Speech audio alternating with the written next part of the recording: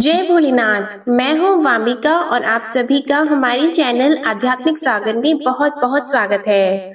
आप सभी का दिन शुभ और मंगलमय हो और भोलेनाथ जी आपकी सभी मनोकामनाओं को पूर्ण करें। आज आप सुनेंगे फाल्गुन मास महात्म्य का अध्याय 27। श्री मार्कंडेय जी कहते हैं, राजन, सर्ग प्रतिसर्ग, वंश, मनवंतर और वंशानुचरित ये पुराण के 5 लक्षण हैं। कलयुग में मनुष्य प्रायः असमर्थ और अल्पजीवी होंगे, बुद्धिहीन तथा दुराचार परायण होंगे। स्वाध्याय, वष्टकार, तप और यज्ञ आदि कोई भी सत्कर्म उनके द्वारा नहीं होगा। वे स्त्रियों की कामना रखने वाले और विषय लोलुप होंगे। ब्राह्मण सकाम भाव से ही कर्म करने वाले और याचक होंगे। सदा दान लेंगे और परिवार के भरण पोषण में ही आसक्त रहेंगे। स्त्रियों के प्रति आसक्ति होने के कारण वे आत्मा को नहीं जानेंगे। धर्मिष्ठ और तपस्वी भी कुकर्म करेंगे। कलिकाल आने पर अधिकांश लोग वाम मार्गी और दिगंबर हो जाएंगे। सब प्रजा एक वर्ण की हो जाएगी। राजा म्लेच्छ होगा।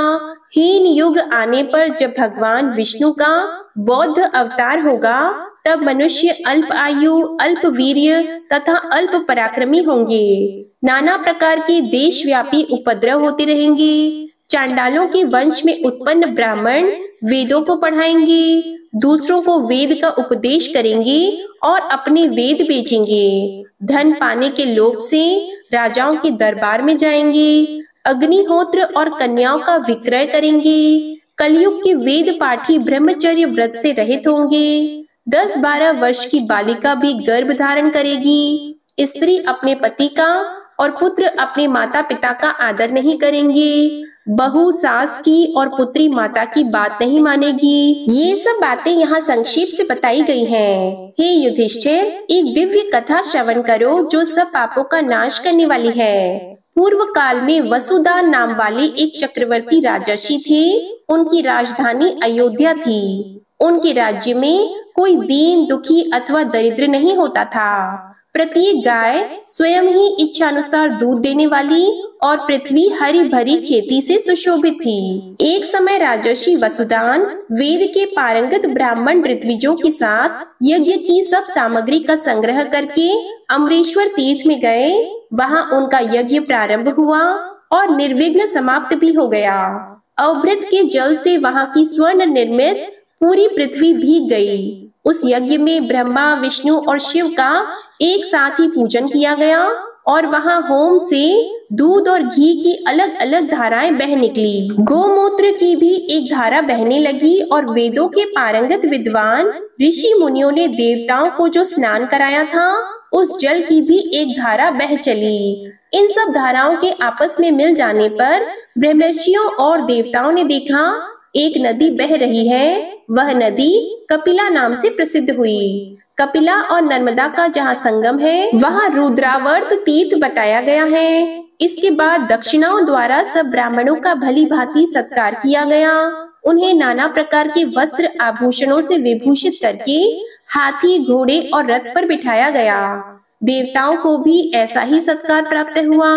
सब देवता संतुष्ट होकर राजर्षि वसुदान से बोले, महाभाग, इस यज्ञ से हम बहुत प्रसन्न हैं। तुम कोई वर मांगो। तब वसुदान बोले, देवताओं, नर्मदा और कपिला के संगम में स्नान करके जो मनुष्य महादेव जी की पूजा करते हैं, वे दिव्य विमानों द्वारा स्वर्ग लोक में जाएं और जिनकी यहाँ मृत्यु हो, वे पुनः संसार में जन्म न लेकर मुक्त हो जाएं। तब देवताओं ने कहा, राजन, तुम्हारी सभी अभीष्ट मनोरथ यथेष्ट सफल होंगे।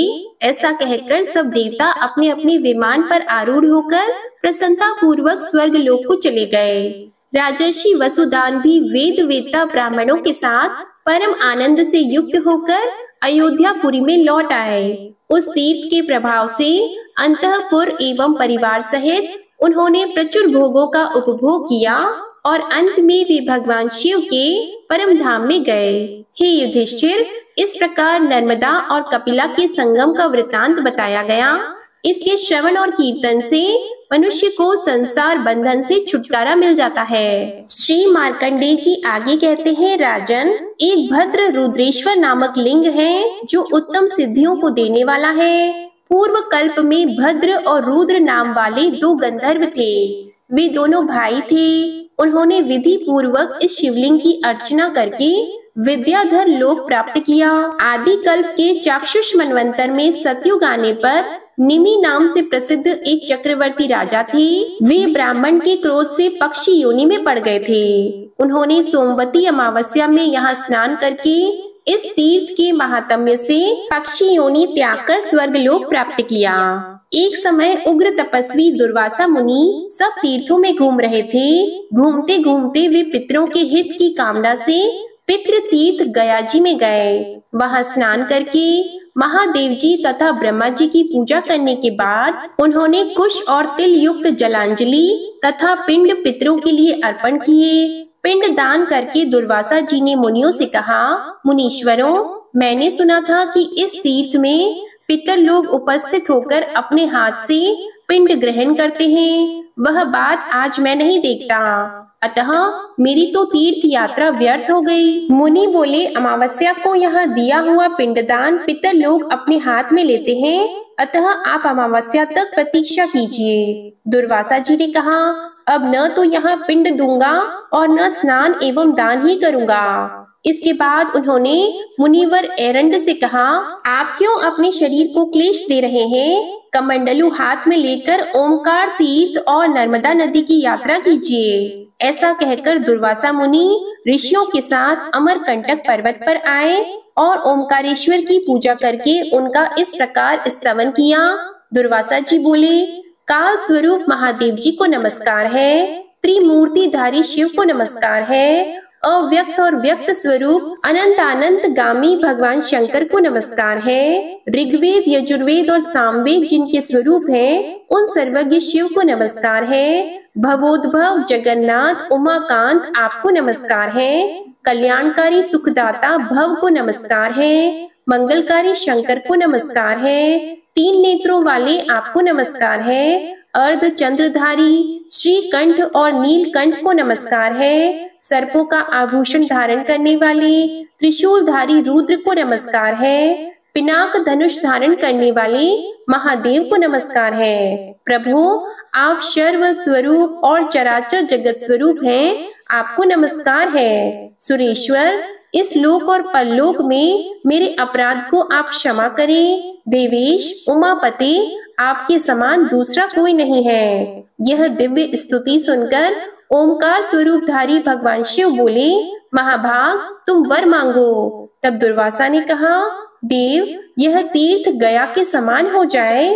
तब भगवान ओमकार बोले, तपोधन, मेरे प्रसाद से यह तीर्थ आज से ही गया तुल्य हो जाएगा। इस प्रकार वरदान पाकर ब्रह्मर्षि दुर्वासा अमरकंटक के पूर्व भाग में मुनियों के साथ रहने लगे। मार्कंडेय जी कहते हैं, महाभाग, इसके बाद नर्मदा तट पर विद्यमान शल्या और विशल्या तीर्थ में जाएं। वहां स्नान करके मनुष्य स्वर्ग लोक को जाता है। उस तीर्थ में अतिशय उत्तम यज्ञेश्वर तथा धूपेश्वर लिंग है। उनको सिद्धिदाता और मोक्षदाता जानो। उस तीर्थ में तिल और जल से तर्पण करने पर पितर सूर्य, चंद्रमा और नक्षत्रों की स्थिति काल तक तृप्त रहते हैं। राजन, सूर्य वंश में भरत नाम से प्रसिद्ध एक राजा थे जो संपूर्ण पृथ्वी का शासन करते थे। एक समय राजा भरत ने यज्ञ कर्म में तत्पर होकर भृगु पर्वत के दक्षिण भाग में 10 योजन विस्तृत यज्ञ भूमि निर्माण कराई, जो कुंड और यज्ञ मंडप से सुशोभित थी। यज्ञ की सब सामग्रियों से संपन्न होकर वेद मंत्रों के उच्चारण की ध्वनि से आकाश और पृथ्वी को गुंजाते हुए महाराज भरत ने यज्ञ प्रारंभ किया। उन्होंने होम से सप्तलोकवासी देवताओं को तृप्त किया। इस प्रकार अमित तेजस्वी राजा का यज्ञ अभी चल ही रहा था कि उसका विध्वंस करने के लिए भयानक रूप वाले राक्षस माल्यवान, सुमाली, सुकेशी, शंख और दूषण आदि सहस्त्रों की संख्याओं में आ धमके। उन्होंने यज्ञ की समस्त वस्तुएं नष्ट भ्रष्ट कर डाली। सब देवता भाग चले, ऋत्विज मार गिराए गए। इस प्रकार राक्षसों द्वारा उस यज्ञ के नष्ट किए जाने पर राजा भरत आहुति से प्रज्वलित हुए, अग्नि की भांति क्रोध से जल उठे और समस्त राक्षसों का उन्होंने संहार कर डाला। इसके बाद अपने ब्राह्मण ऋत्विजों को राक्षसों द्वारा भयभीत, धराशायी तथा मारे गए देखकर उन्हें बड़ा शोक हुआ। वे देव मंत्री बृहस्पति जी से बोले, ब्राह्मण, आप सब देवताओं के गुरु, तीनों काल की बातें जानने वाले तथा त्रिवेद वेत्ता हैं। देवकंटक राक्षसों ने मेरे लिए आए हुए इन ब्राह्मणों की हत्या कर डाली है। इसका प्रायश्चित मुझे क्या करना चाहिए? तब बृहस्पति जी बोले, हे नृपश्रेष्ठ, मैं तुम्हें संजीवनी विद्या देता हूँ। उस विद्या के प्रभाव से राजा ने सब ब्राह्मणों को जीवित किया। नूतन जीवन पाकर ब्राह्मणों ने देव गुरु बृहस्पति जी की बड़ी प्रशंसा की। इसके बाद पूर्ण तथा उत्तम दक्षिणा से युक्त वह यज्ञ समाप्त हुआ। यज्ञ में जो यूप गड़े थे, उन्हीं के मूल से वहां शल्या और विशल्या नाम वाली दो नदियां प्रकट हुईं। वे दोनों लोक पावनी नर्मदा में मिल गईं। इसके बाद देवता लोग अपने अपने विमान पर आरूढ़ होकर स्वर्ग को चले गए। राजा भरत ने भी ब्राह्मणों के साथ अपनी पुरी में प्रवेश किया। श्री मार्कंडेय जी कहते हैं, महाभाग, जहाँ कपिला और नर्मदा का संगम हुआ है, वहाँ 4 हाथ के भीतर सप्त पाताल वासिनी पिपला नदी आकर मिली है। वहीं 2 आवर्त बताए गए हैं, कपिलावर्त और पिपलावर्त। उस तृप्तिदायक तीर्थ को प्राप्त करने की पितर लोग भी इच्छा करते हैं। अतः पुत्र को चाहिए कि उस तीर्थ में जाकर पितरों के लिए यत्न पूर्वक जलांजलि और पिंडदान दे। जो कोई इस तीर्थ में अमरनाथ का दर्शन करता है, उसे अश्वमेध यज्ञ का फल प्राप्त होता है। चंद्र ग्रहण और सूर्य ग्रहण आदि पर्व के अवसर पर उसका विशेष फल होता है। एक दूसरा ईशान तीर्थ है, जिसके विषय में पहले सामान्य रूप से चर्चा की गई है। वह कपिला के पूर्व भाग में थोड़ी ही दूर पर स्थित है। उस ईशान लिंग की अर्चना से मनुष्य गणाध्यक्ष पद को प्राप्त होता है। भगवती पार्वती जी ने स्त्रियों के लिए प्रसन्नता पूर्वक यह वरदान दिया है कि कपिला में चतुर्दशी और अष्टमी को स्नान करने से नारी सौभाग्यवती होती है और उसका पुत्र चिरंजीवी होता है। शिवजी ने भी इस वरदान का अनुमोदन किया है। कपिला नदी जहाँ से निकली है और जहाँ नर्मदा में जाकर मिली है, वहाँ तक 8000 तीर्थ हैं, जो इच्छा अनुसार फल देने वाले हैं। उन तीर्थों में कपिला गौ का दान करें और यथाशक्ति ब्राह्मणों को भोजन कराएं। वहाँ सदा उपवास करके देवताओं और पितरों का तर्पण करें। वहीं हेमजालेश्वर नामक सिद्धिदायक लिंग है। हेमजालेश्वर देव की अर्चना करने से मनुष्य यमलोक को नहीं देखता। अब युधिष्ठिर ने पूछा, विप्रवर, कौन मनुष्य यमराज के लोक में जाते हैं और यमलोक के नरक कैसे हैं, ये सब मुझे बताइए। श्री मार्कंडेय जी ने कहा, सब दानों में अन्न दान को उत्तम माना गया है।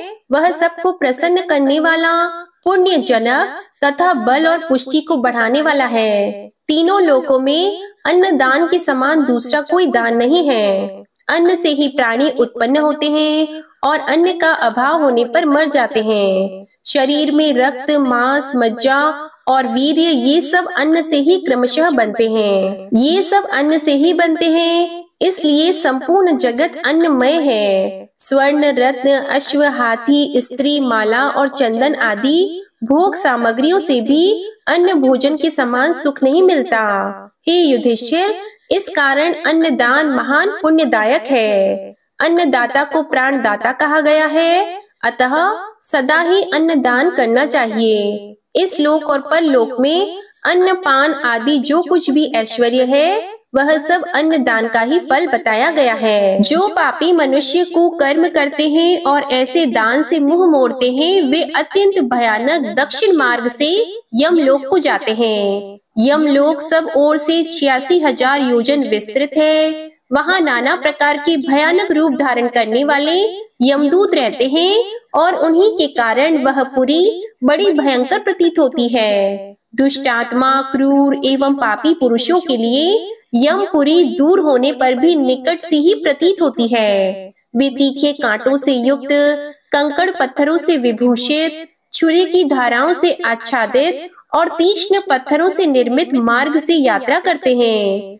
कहीं लकड़ी चीरने वाले घातक आरों से और कहीं लोहे की भयंकर सुइयों से वे रास्ते भरे होते हैं। कहीं फैली हुई लताओं के कारण दुर्गम एवं वृक्ष श्रेणियों से व्याप्त पर्वत उन रास्तों को रोके रहते हैं। यमपुरी के रास्ते में कहीं भयंकर गड्ढे तथा तपे हुए ढेले और ईंटें रहती हैं, कहीं तपाई हुई बालू बिछी होती है, कहीं तीखी नोक वाली कीलें गड़ी होती हैं और अनेक टूटी हुई गलियों से रास्ता ढका रहता है। ऐसे भयंकर अंधकार से ढके हुए कष्टदायक रास्ते से पापियों को यमलोक में जाना पड़ता है। उन रास्तों में तपे हुए अंगारे बिछे होते हैं और दहकते हुए दावानल का सामना करना पड़ता है। कहीं तपाई हुई शिलाएं रखी रहती हैं और कहीं इतनी कीचड़ होती है कि चलने वाले जीव का शरीर कमर तक उसमें डूब जाता है। कहीं दूषित जल और कहीं कंडियों की सुलगती हुई आग से वह रास्ता व्याप्त होता है। कहीं गीद, वक, व्याघ्र, दुष्ट कीट, बिच्छू, अजगर, भयानक मच्छर और जहरीले सांप, मतवाले हाथी, सिंह और भैंसे आदि जीवों से यमपुरी का रास्ता भरा होता है। इस प्रकार यमलोक का मार्ग संतापपूर्ण, भयंकर, दुर्गम तथा विश्राम रहित होता है। वह सब दुखों का आश्रय एवं कष्टप्रद होता है। यम की आज्ञा का पालन करने वाले महाघोर यमदूत उसी मार्ग से बलपूर्वक पापियों को ले जाते हैं। वे सभी जीव अकेले, पराधीन तथा मित्र और बंधु बांधवों से रहित होते हैं। अपने कुकर्मों के लिए बार बार शोक करते हैं और दग्ध होते रहते हैं। वे प्रेतों और भूतों के साथ होते हैं। उनके कंठ, तालु और होठ सूखे रहते हैं। शरीर दुर्बल और मन अत्यंत भयभीत होता है। उन्हें बार बार आग से जलाया जाता है। कोई सीकचों से बंधे होते हैं, कुछ पापी गंदगी में डूबे रहते हैं और कुछ प्रचंड बलवान यमदूतों द्वारा जलाए और खींचे जाते हैं। किसी को छाती में, किसी के मुंह के नीचे के भाग में और किसी के बालों में रस्सी बांधकर घसीटा जाता है। कितने ही जीवों के ललाट में बाण धंसाकर उन्हें खींचा जाता है। कितनों को उत्तान लेटाकर उस दुर्गम मार्ग पर घसीटते हुए ले जाया जाता है। कोई पसली में बंधे होते हैं, कोई भुजाओं में, कोई पेट या कमर में बांधे जाते हैं। किन्हीं के गले में फंदा डालकर घसीटा जाता है और वे अत्यंत दुखी होते हैं। किन्हीं को जीभ में कील धसाई जाती है। किन्हीं को अर्ध चंद्राकार हाथ से गले में पकड़कर इधर उधर धक्का दिया जाता है। मुदगरों और लोहे की डंडों से उन पर बार बार मार पड़ती है। उन्हें भयंकर कोड़ों से भी पीटा जाता है और भिंदी पालों द्वारा पीड़ित किया जाता है। उनके मुंह से रक्त निकलता रहता है। वे कभी पानी में गिरा दिए जाते हैं और कभी धूप से संतप्त होकर छाया के लिए प्रार्थना करते हैं। जिन्होंने कभी भी दान नहीं किया है, उन मनुष्यों को इसी प्रकार दुर्दशा भोगते हुए यमलोक में जाना पड़ता है। जिन्होंने अपने पापों का प्रायश्चित कर लिया है, वे यमलोक में सुखपूर्वक जाते हैं। इस तरह उस निकृष्ट रास्ते से यमराज के नगर में गए हुए पापी जीव आज्ञा मिलने पर दूतों के द्वारा यमराज के सम्मुख पहुंचाए जाते हैं। वहां चित्रगुप्त उन पापियों को धर्म उपदेश करते हुए उनके पापों का स्मरण कराते हैं और इस प्रकार कहते हैं, अरे ओ पापाचारियों, ओ पराये धन को हड़प लेने वाले लुटेरों, तुम लोगों ने अपने रूप और बल के घमंड में आकर पराई स्त्रियों का सतीत्व नष्ट किया है। तुम्हें ज्ञात होना चाहिए कि जो जिस कर्म को करता है उसी को उस कर्म का फल भोगना पड़ता है। फिर तुमने अपना ही सत्यानाश करने के लिए पाप क्यों किया और अब अपने उन्हीं कर्मों के कारण जब क्लेश भोगना पड़ता है तब दुखी क्यों होते हो? सबको अपने अपने कर्म ही भोगने पड़ते हैं, इसमें किसी का कोई दोष नहीं है। इसके बाद चित्रगुप्त जी यमराज से कहते हैं, स्वामिन, यह भूलोक से राजा लोग आए हैं। इन्हें अपनी बुद्धि और बल पर बड़ा घमंड था। ये सभी राजा अपने भयंकर दुष्कर्मों से प्रेरित होकर यहाँ आए हैं। तब यमराज ऐसा कहकर वे उन राजाओं को संबोधित करके कहते हैं, दुराचारी नरपालों, तुम सब लोग प्रजा का सर्वनाश करने वाले रहे हो। तुमने थोड़े समय के लिए राज्य पाकर ऐसा पाप कर्म क्यों किया? राज्य के लोभ से मोहवश अन्यायपूर्ण वृत्तियों को अपनाकर तुमने जिन पापों का संग्रह किया है उनके यथार्थ फल का उपभोग करो। अरे, जिनके लिए तुमने अशुभ कर्म किए हैं वह राज्य और वे स्त्रियां अब कहाँ हैं? वह सब कुछ छोड़कर तुम अकेले यहाँ आए हो। जिनके लिए तुमने प्रजा को सताया और नष्ट किया है, वे तुम्हारे भाई बंधु अब तुम्हारी यह यातना नहीं देख पा रहे हैं। इस समय यमदूत जब तुम्हें ऊंचे से नीचे गिराते हैं, तब उन कर्मों का कैसा मजा मिल रहा है। हे युधिष्ठिर, इस प्रकार चित्रगुप्त के अनेक तरह के कठोर वचनों द्वारा उपालंब देने पर वे राजा लोग अपने अपने कर्मों को सोचते हैं और मौन रह जाते हैं। इसके बाद धर्मराज यम उनके पाप की शुद्धि के लिए दूतों को आज्ञा देते हैं। चंड, महाचंड, तुम लोग इन राजाओं को पकड़कर नरकों की आग में तपाओ और इन्हें पापों से शुद्ध करो। तब वे दूत शीघ्र उठकर उन राजाओं के पांव पकड़ लेते हैं और वेग पूर्वक घुमाते हुए उन्हें खूब तपी हुई भूमि पर फेंक देते हैं और लोहे के वृक्षों पर भी पटक देते हैं। उन प्रहारों से जर्जर होकर वे राजा अचेत और निश्चेष्ट हो जाते हैं और फिर जब वे होश में आते हैं तो वायु का स्पर्श होने पर वे धीरे धीरे होश में आते हैं। तब उन्हें पाप से शुद्ध करने के लिए यमदूत नरक के समुद्र में डाल देते हैं। नरकों की 28 श्रेणियां हैं जो 7वें पाताल के अंत में घोर अंधकार के भीतर स्थित हैं। इसके आगे का वृतांत आप अगले अध्याय में सुनेंगे। अब आप सुनिए श्री शिव चालीसा पाठ। श्री गणेश गिरिजा सुवन मंगल मूल सुजान, कहत अयोध्या दास तुम देहो अभय वरदान। जय गिरिजापति दीन दयाला, सदा करत संतन प्रतिपाला।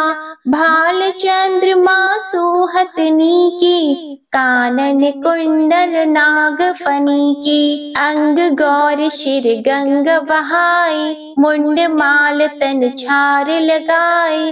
वस्त्र खाल बागंबर सोहे, छवि को देख नाग मुनि मोहे। मैना मातु की है दुलारी, बाम अंग सोहत छवि न्यारी।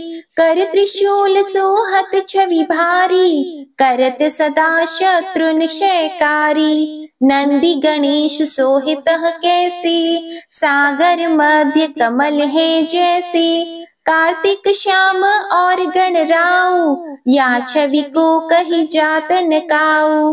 देवन जब ही जाए पुकारा, तब ही दुख प्रभु आप निवारा।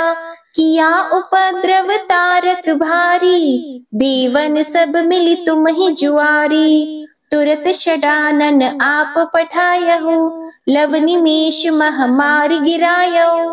आप जलंधर असुर सहारा, सुयश तुम्हार विदित संसारा। त्रिपुरासुर सन युद्ध मचाई, सब ही कृपा कर लीन बचाई।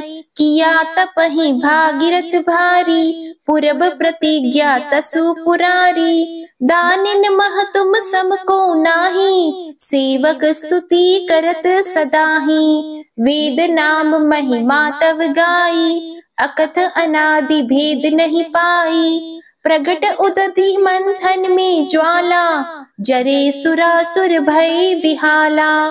कीन्ह दया तह करी सहाई, नीलकंठ तब नाम कहाई। पूजन रामचंद्र जब कीन्हा, जीत के लंक विभीषण दीन्हा। सहस कमल में हो रहे धारी, कीन्ह परीक्षा तब ही पुरारी। एक कमल प्रभु राखे जोई, कमल नयन पूजन चह सोई। कठिन भक्ति देखी प्रभु शंकर, भय प्रसन्न दिए इच्छित वर। जय जय जय अनंत अविनाशी, करत कृपा सबकी घटवासी। दुष्ट सकल नित मोहि सतावे, भ्रमत रहे मोहि चैन न आवे। त्राहि त्राहि मैं नाथ पुकारो, यही अवसर मोहि आन उबारो। ले त्रिशूल शत्रुन को मारो, संकट से मोहि आन उबारो। मातु पिता भ्राता सब कोई, संकट में पूछत नहीं कोई। स्वामी एक है आस तुम्हारी, आया हरहु अब संकट भारी। धन निर्धन को देत सदा ही, जो कोई जाची वो फल पाही। अस्तुति के ही विधि करो तुम्हारी, क्षमहु नाथ अब चूक हमारी। शंकर हो संकट के नाशन, मंगल कारण विघ्न विनाशन। योगी यति मुनि ध्यान लगावी, नारद शारद शीश नवावी। नमो नमो जय नमो शिवाय, सुर ब्रह्मादिक पारन पाए। जो यह पाठ करे मन लाई, तापार होत है शंभु सहाय। ऋण के हो जो कोई अधिकारी, पाठ करे सो पावन हारी। पुत्रहीन कर इच्छा कोई, निश्चय शिव प्रसाद तेहि होई। पंडित त्रयोदशी को लावे, ध्यान पूर्वक होम करावे। त्रयोदशी व्रत करे हमेशा, तन नहीं ताकि रहे कलेशा। धूप दीप नैवेद्य चढ़ावे, शंकर सम्मुख पाठ सुनावे। जन्म जन्म के पाप नसावे, अंतवास शिवपुर में पावे। कहे अयोध्या आस तुम्हारी, जानी सकल दुख हरहु हमारी। नित नेम कर प्रातः ही, पाठ करो चालीसा। तुम मेरी मनोकामना, पूर्ण करो जगदीश। मगसर छठी हेमंत ऋतु, संवत 64 जान। स्तुति चालीसा शिव ही, पूर्ण कीन कल्याण। शिव चालीसा समाप्त होती है। प्रेम से बोलिए भगवान भोलेनाथ की जय। आज की कथा पसंद आए तो वीडियो को लाइक कीजिएगा, शेयर कीजिएगा, कमेंट में भगवान भोलेनाथ जी की जय लिखिएगा और चैनल को भी सब्सक्राइब करिएगा। इसी के साथ आज आप हमारे चैनल पर शुक्र प्रदोष व्रत की कथा भी जरूर सुनिएगा। जय भोलेनाथ।